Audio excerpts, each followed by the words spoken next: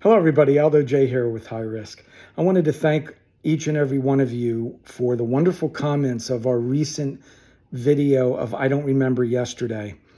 As you know, that video was to promote the song, a new meaning of the song, which has a different meaning due to the cancer donation that the band came up with. Thanks to my brother Steve. That was nice of him to think of that.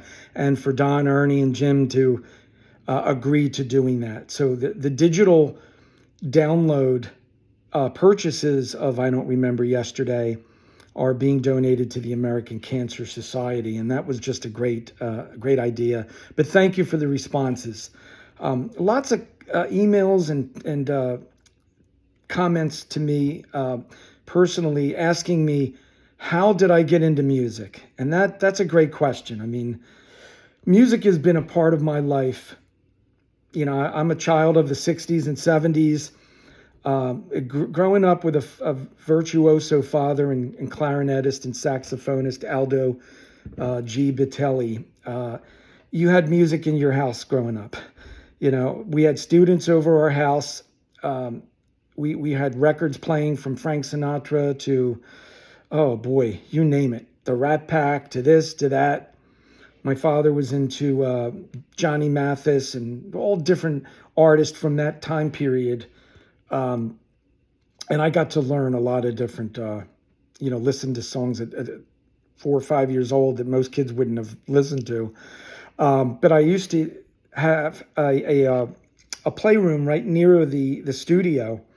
So my sister Dina and I, this was before our brother Steve was born, our drummer Steve, we used to play in the playroom and listen to the comments that Dad would make, you know, hitting the stick on the music stand, adagio, adagio, or, staccato, or all these Italian phrases of music, you know, short and sweet and fast and all this. And hearing him warm up before the students even arrived was just, I'd be like, wow, how does he do that? You know, and at the time I was 6, 7 years old, but I always wanted to be him. I thought it was neat. I wanted to play clarinet because my dad played clarinet. And I was about 7.5 years old. He taught me a few songs, and the next thing I know, my front teeth came out. So, you know, he'd be like, you're whistling, you can't do it. You got to wait till your teeth come back. And unfortunately, that didn't happen. He had passed away the following year from aggressive esophageal and stomach cancer. But his brother, my Uncle Bob, used to drive from Holland, Pennsylvania. I believe it was either every week or every other week to give me lessons. But that became a huge burden too, because, you know, he had a family and he worked long hours in IT.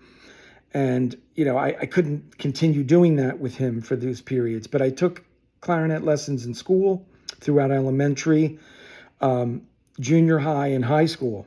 And I was usually it was the concert band, the wind ensemble. I wasn't in the jazz bands, or it was mainly orchestra and woodwind ensemble related. I also took some piano lessons around the age of 8 and 9. My mother got me a piano at age 9, shortly after the death of our father. And, but, you know, I didn't want to be disciplined. You know, I couldn't play Mary Had a Little Lamb. I'd lose it. I wanted to get up there and rock out like Jerry Lee Lewis, you know, and I'd go to the lessons and it was quite evident. My dad's good friend at the time, whom my mom remembered, Joe Riccardi from Pennsauken, he said, look, I got to be honest with you, Joan, our mother. He said, your son, he's not applying himself, you know. I'm sitting there and he's way ahead. He's like, well, I want to learn this. And, you know, how about if we play, Grand Funk Railroad? And I'm like, who the heck is Grand Funk Railroad? He didn't even know. But, you know, that just goes to show you. If my dad were alive, he would have said, look, you want to play this or not? This is what you have to do. And I'm sure as a virtuoso clarinetist who played with the Baltimore Symphony, he would have been cracking the whip on me to play the clarinet. I would have had to practice. Otherwise, he would have been like, you know, you're not going to advance unless you start at the beginning like everybody else, right? Who says you're going to get a basketball and now all of a sudden want the Sixers to throw you up on their lineup? But what did I know? I didn't want to do that. I couldn't sit there and go, man, I want to get up there and Rick Wakeman it out, right? So 9 months went by and that's it. But did the piano sit and rust? No way. I came home from school and the first thing I did was hit the piano, and I'd get in trouble for that. Get your homework done. Okay. So 3 hours of homework took me an hour to do. And I probably rushed it more than likely because I wanted to go and play the piano. I hit 12 years old and right away I fell in love with Aerosmith and Led Zeppelin and Blue Oyster Cult and all these 70s bands. And I wanted to play guitar. And I started thinking to myself, Dad was the virtuoso. That's his instrument, the clarinet. It's not your instrument. You want to have your own identity. Pick something else.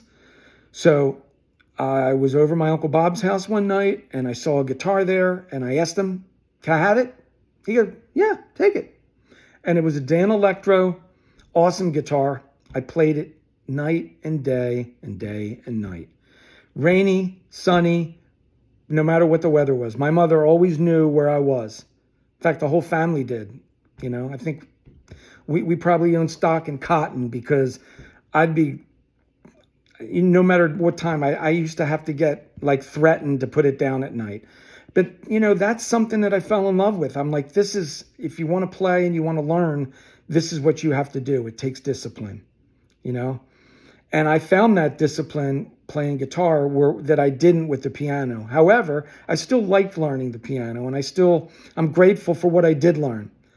I met a lot of famous people over my career, and when I say career, work career, but also my music career, being an unknown artist and just doing things for fun, And I learned even in college when I took piano and music theory, what it required to, be disciplined. If you're going to learn something, you really have to put your mind at it. And I did.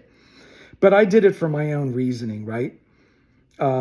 Growing up, drums was a big thing in our family. Grandpa DeMayo, my mom's dad, and Uncle Sonny Darwin, they were jazz drummers. My Uncle Sonny was a very good drummer. I never knew he was until I heard him play in our grandfather's basement in Cherry Hill. And I was like, wow. And I don't know if he took lessons. My brother Steve may know that. But our grandfather performed on the radio in Philadelphia in the 30s and 40s. I mean, the Troubadours, I think, was the name of their band. But they were good. I mean, they wore the tuxedo. They played out.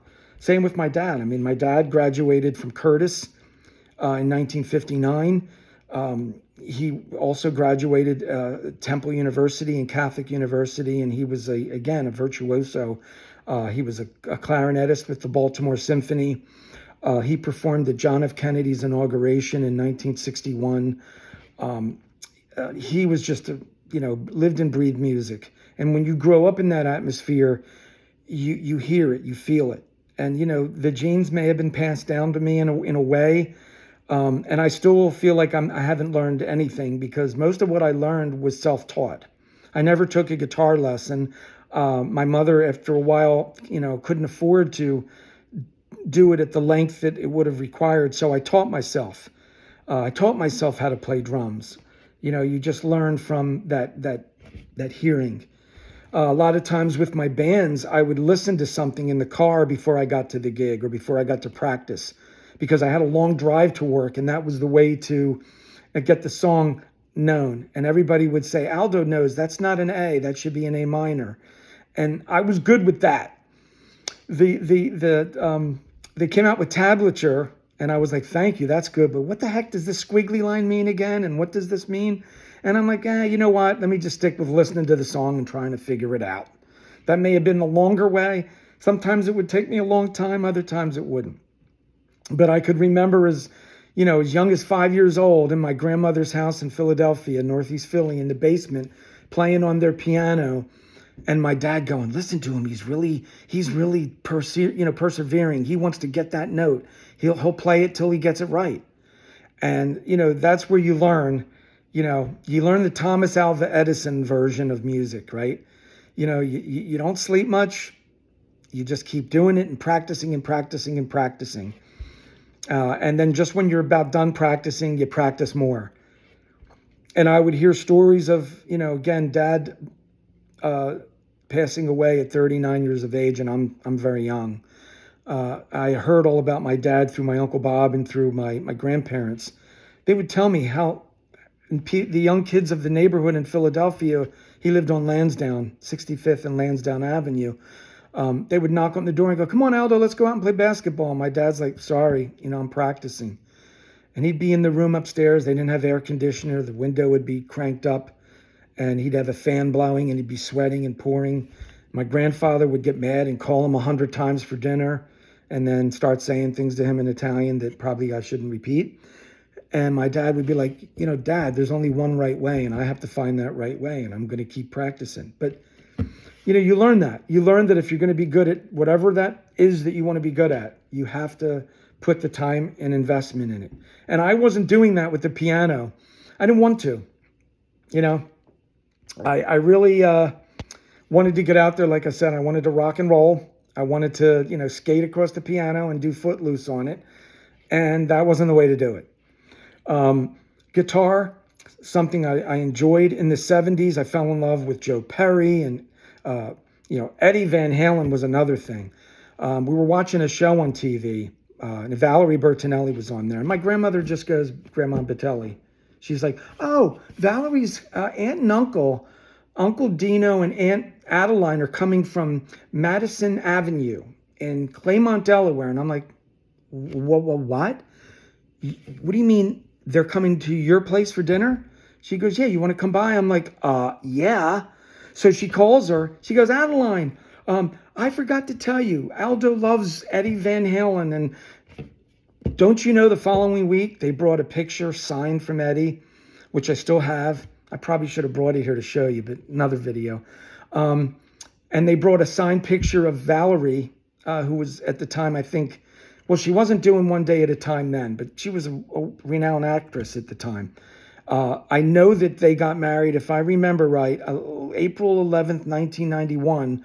It was shortly after that I saw Eddie at the Spectrum during the Fair Warning tour, and I was walking on my tippy toes. I mean, he was so much on his game. I loved it. But then to hear Uncle Dino comes by, we're having dinner over at Nana's house that following weekend, and he goes, "Oh, Trucchetto," he called Joe, and he starts talking to him in Italian. I'm like, "Hey, no, what's he saying?" He goes, "Oh, he's saying how we were related in Italy." I'm like, "What do you mean related?" He said, "We're cousins. We're distant cousins. They come from the same region that we do," and blah, blah, blah. And then Uncle Mario came in starting to jack and say whatever he was saying. And I'm like, "Uncle Mario, you don't even know what we're talking about." "Yes, I do. Yes, I do. I'm telling you, you're related to them." And they kept pushing that, and I never knew it.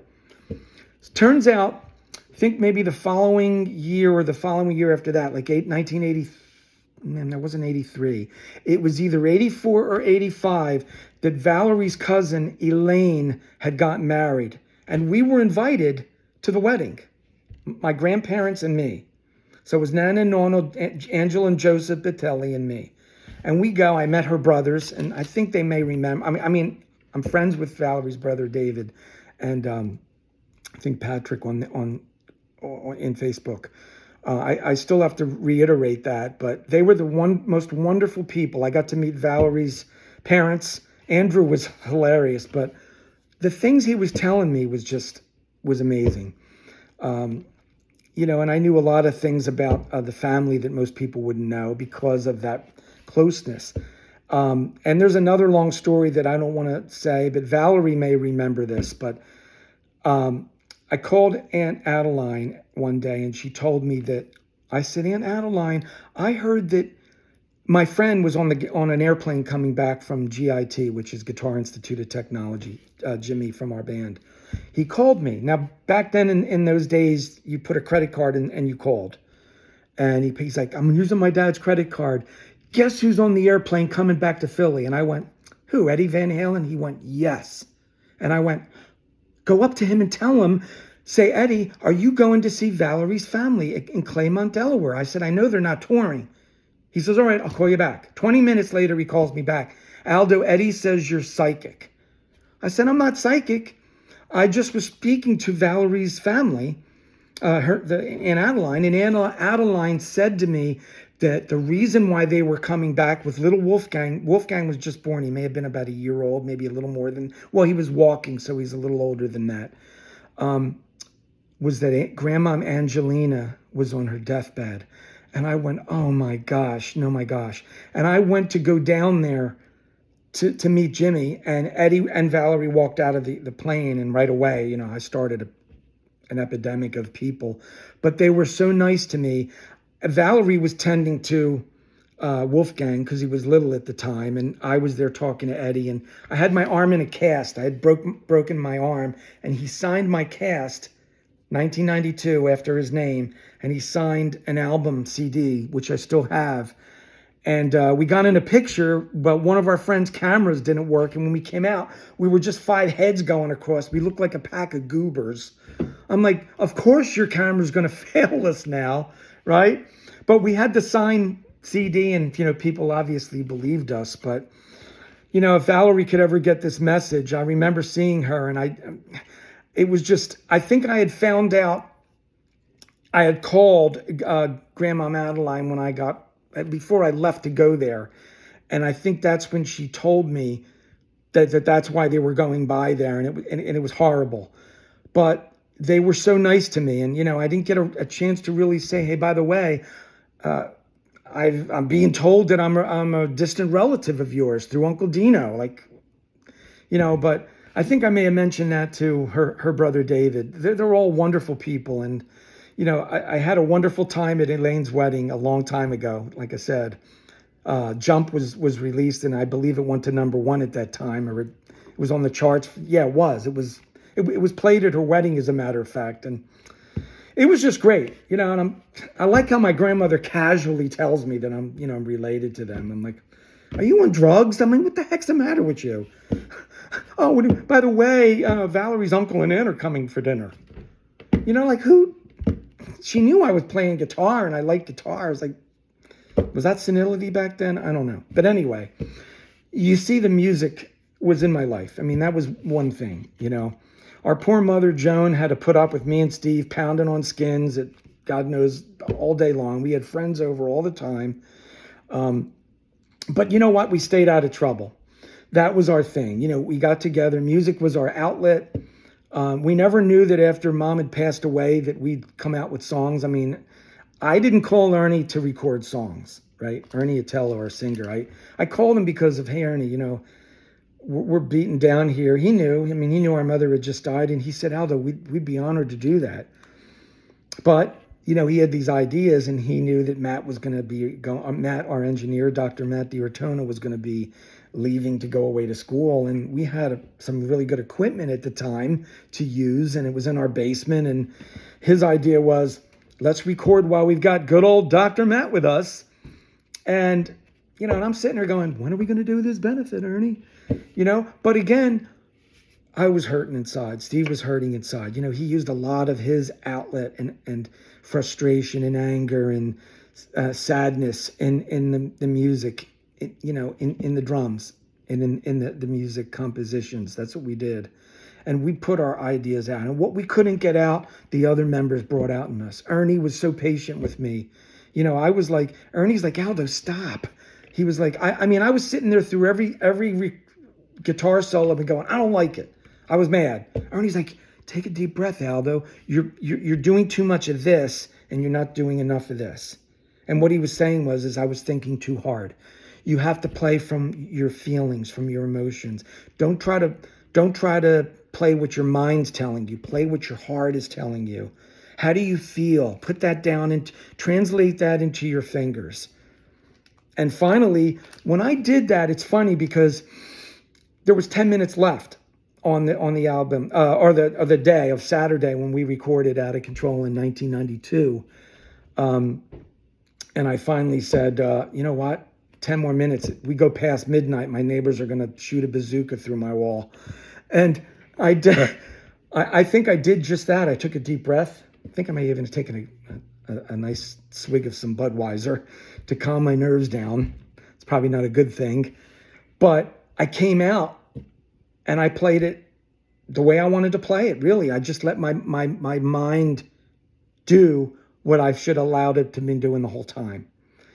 Sometimes, and I thought of Eddie Van Halen because he always said that. Sometimes, music isn't about always what's down on paper. It's about here, right? Especially if it's your music, right? How do you feel? What do you want to convey? And I wasn't doing that. I wasn't being Aldo. I was being too Mr. Rigid, and it wasn't working out for me. So I thank Ernie for their patience. Don was very, very helpful to me during that. Oh my gosh. Steve, he already put his stuff down. He went down and did stuff in like one take. I was too busy with, being Mr. Perfection that I am, that I actually was overdoing it. And, sometimes you got to let it flow, right? As the song, let it go, let it flow.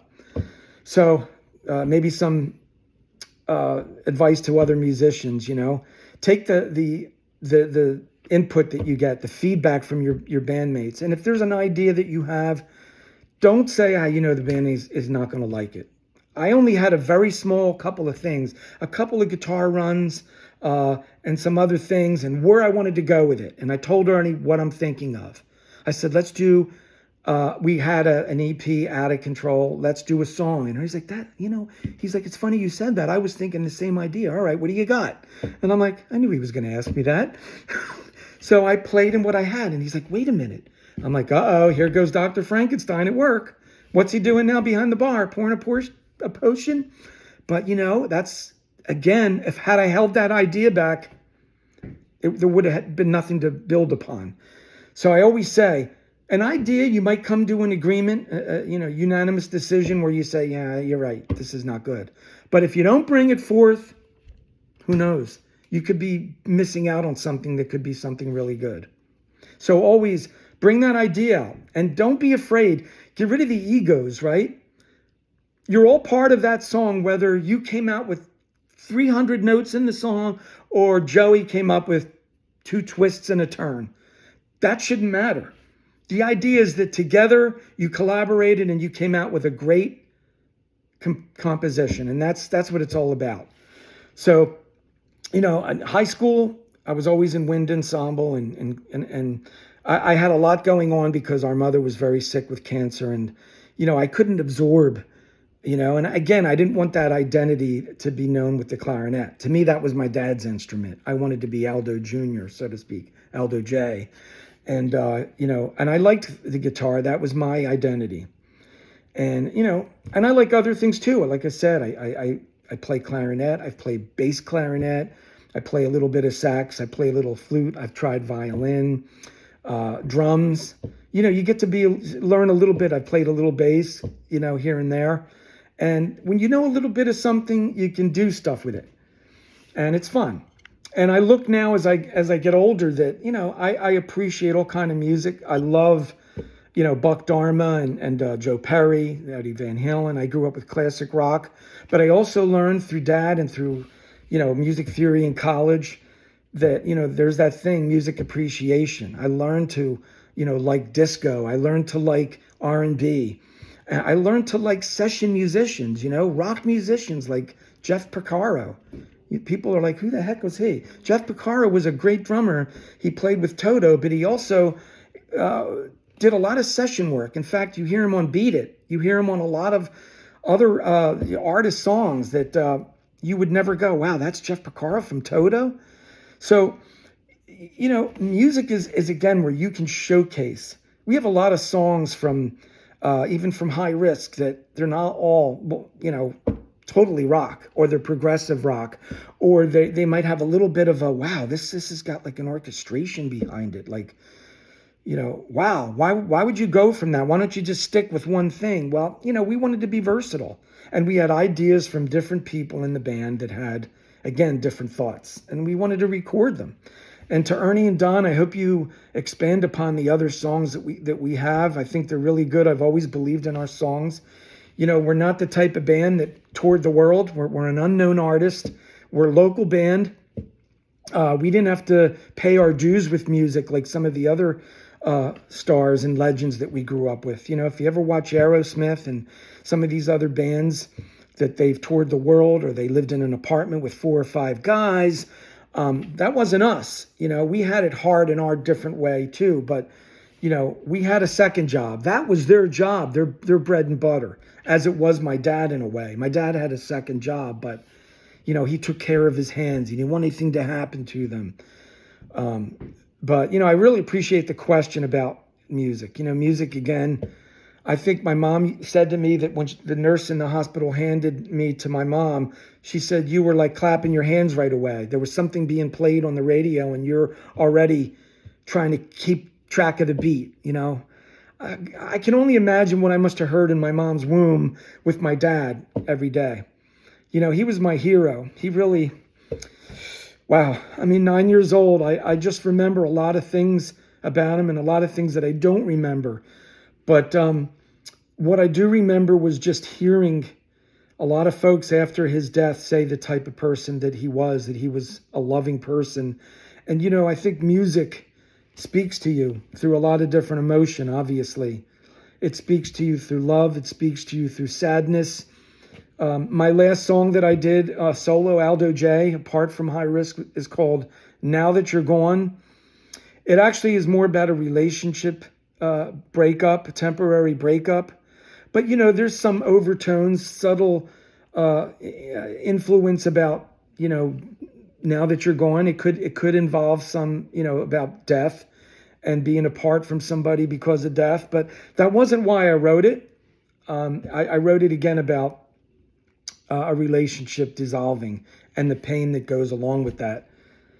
But leaving the past behind and trying to move forward. And again, music is something that I really am grateful. I'm glad that my dad brought me into that, and I'm glad that I was able to appreciate it. And I had a lot of teachers, Dr. Ted Kiefer from college, Camden County College. My dad, to me, was one of my greatest teachers. I didn't get to learn much from him because of, being young when he passed away. But I remember some, things where he was talking to me and told me, do this, do that. I remember hearing him talk to other students. I remember Joe G. in Fortune. I talked to him about my dad. There was a lot of people in my life that I was really glad to meet. George Moyer Orchestra, my dad played with him every Friday night at the Cherry Hill Inn, which I believe now is a Lowe's Theater. So, again, music was part of me. I went to bed with it. I woke up with it. When I was sick, I was thinking of a song to calm me down. When I was mad, I was thinking of a song. When I was, sleepy, Brahms' Lullaby was played.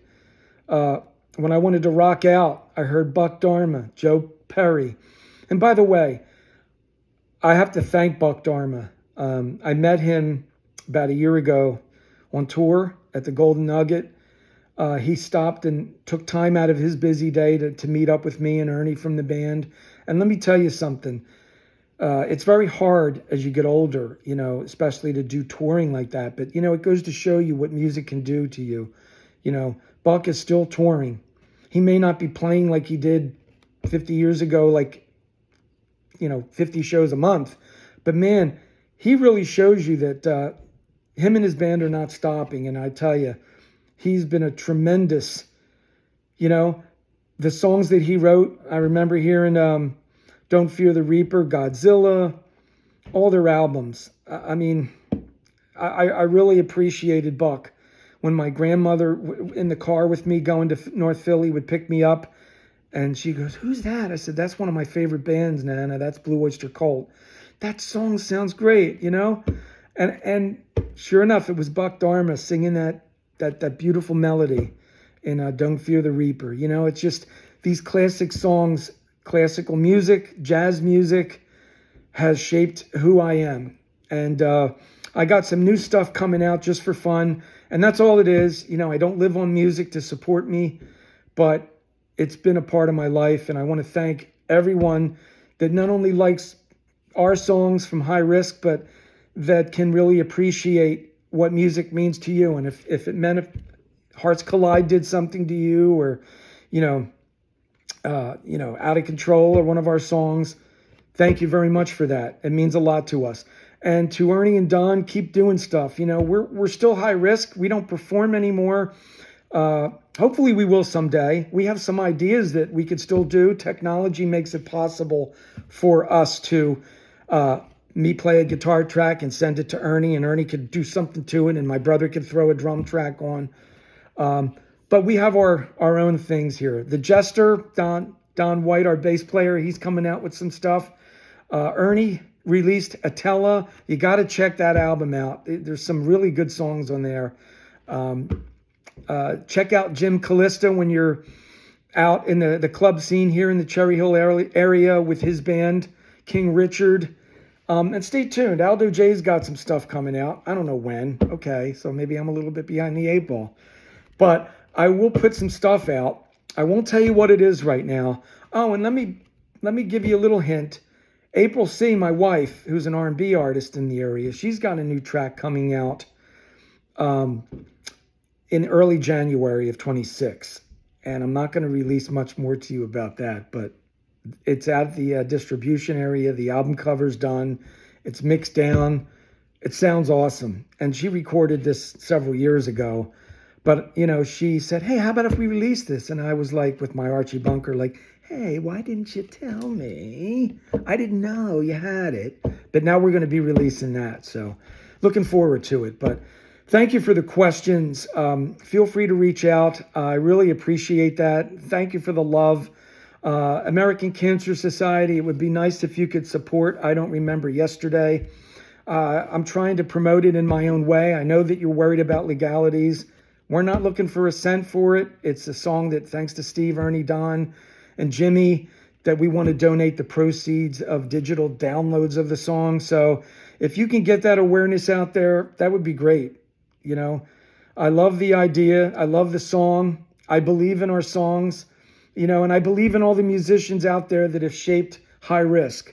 All of you, who you are, thank you so much. Again, music, Eddie always said it. Eddie always would say, it's not about who's the best. It's about what music means to you, because it's about personal expression. That's what music is, right? And everybody, we wouldn't have Carry On Wayward Son if it wasn't for Kansas. We wouldn't have The Full Bug. We wouldn't have Eruption if it wasn't for Eddie Van Halen. We wouldn't have Don't Stop Believin' if it wasn't Steve Perry and Journey. All those songs, whether they're played at 80 miles an hour or 10, they're great musical songs. Listen to some of them. Listen to, at night, if you don't feel well, listen to Beethoven. Listen to Bach. Listen to Mozart. You'll be amazed by it, right? Listen to some wonderful bass lines in the Bee Gees. These guys are second to none. Peter Frampton. Oh my gosh. I can go on and on. Sting. These artists are phenomenal. And I want to thank each and every one of you for your questions. Keep them coming. Aldo J signing off. Thank you for keeping rock music alive. And make it a good day. Tonight the Eagles are playing. May the better may the better team win. And go Birds. Take care, gang.